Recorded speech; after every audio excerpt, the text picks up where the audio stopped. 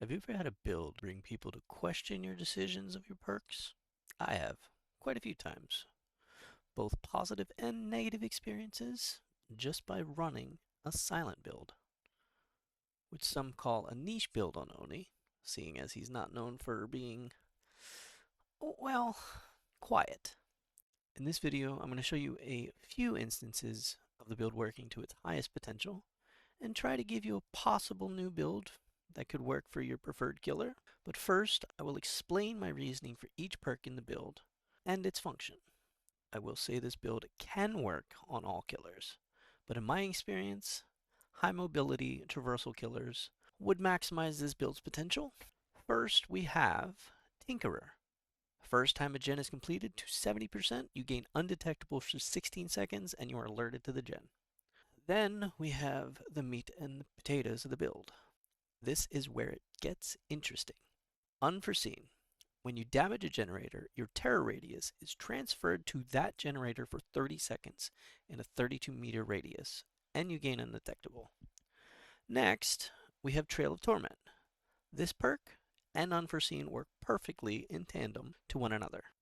Whenever you damage a generator, you gain undetectable until it stops regressing, with a 30-second cooldown. So the reasoning behind these two combined is seeing as Trail is seen by the survivor, the instinct they have is to immediately go to the gen to stop the regression and return the terror radius. This is where Unforeseen comes in. It covers where Trail lacks. You can get the jump on survivors still within its 30-second window, giving you an edge of knowing where they are because of Trail going on cooldown once the gen is touched.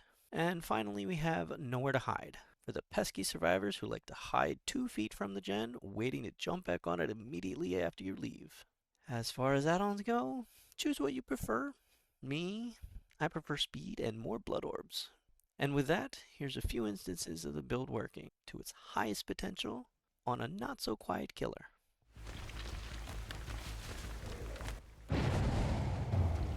Here's the first time Trail has been used in this match. You will notice I'm still in chase right up until the cooldown timer hits around the 3rd hash mark, usually when a gen is near around 80% complete.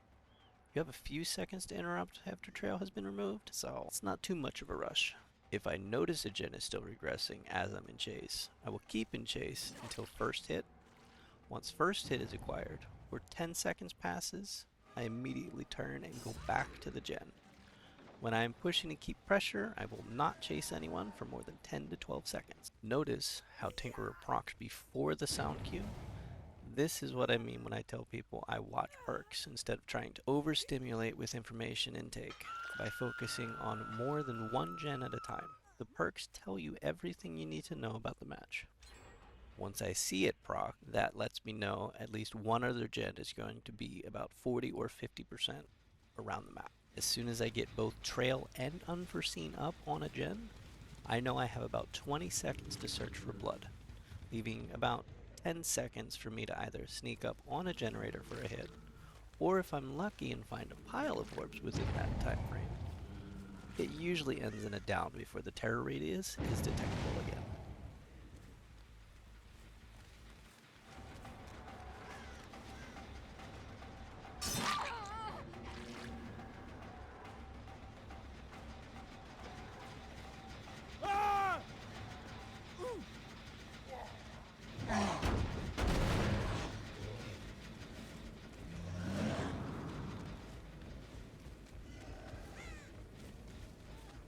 This is an interesting perspective.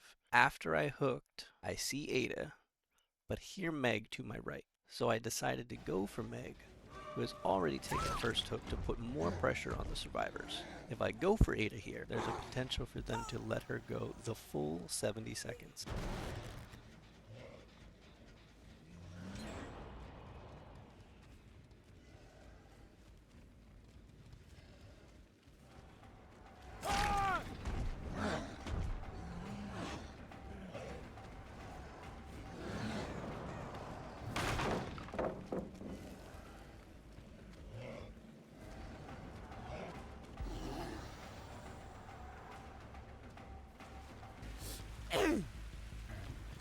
As soon as I see Trail go on cooldown, I know exactly where to go next. Once you kick the gen, there is a high possibility that you will get a hit as shown in these two examples because of Unforeseen and Trail of Torment.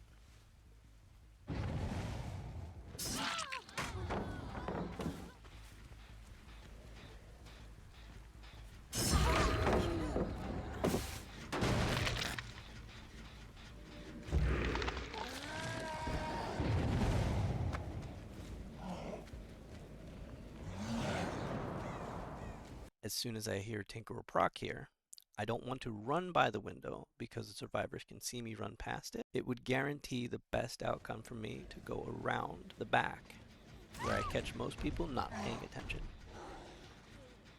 Once I kick the gen, I see Dwight running through the building, so I loop around the outside of the building to meet him on the other side.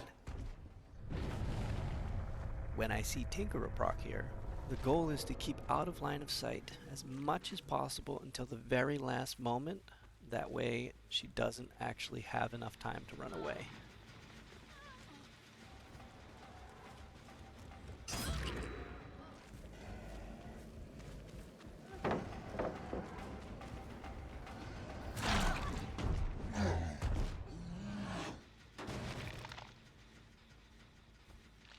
And there you have it.